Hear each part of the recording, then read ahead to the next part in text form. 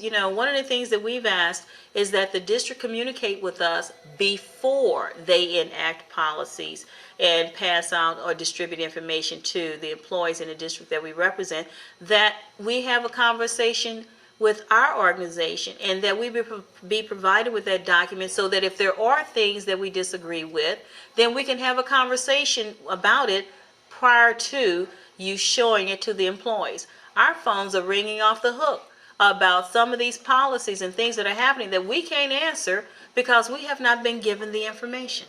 We could have avoided this had the district consulted with our organization and made this information made to the employees of the district prior to the last week of school. The document that we're going to provide to you was faxed to our office at 4:41 on the 23rd. Even though employees were getting this information before school on the 23rd, I did have employees to go out to these meetings, and we were able to find out what the employees were getting by looking at what was being distributed. There was some consultation before, so this wasn't a complete blindside. When we talk about the reconstitution, yes, but the process and the procedure as to how they were going to address the employees in that district, we were told last Friday.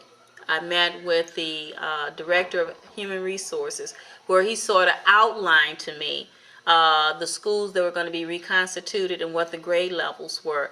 But as far as how the employees would be impacted, that was not discussed.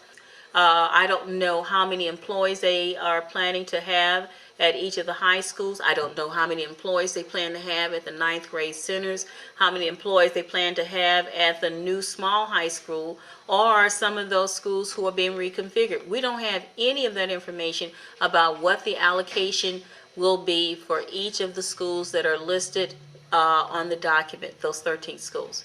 We still would like to work with the superintendent and the school district, but we don't like the fact that we're always having to respond to things and that we're not giving the privilege of having information up front, so that if we have a disagreement or we have some questions, that we resolve that before you put this out to our membership and to the public.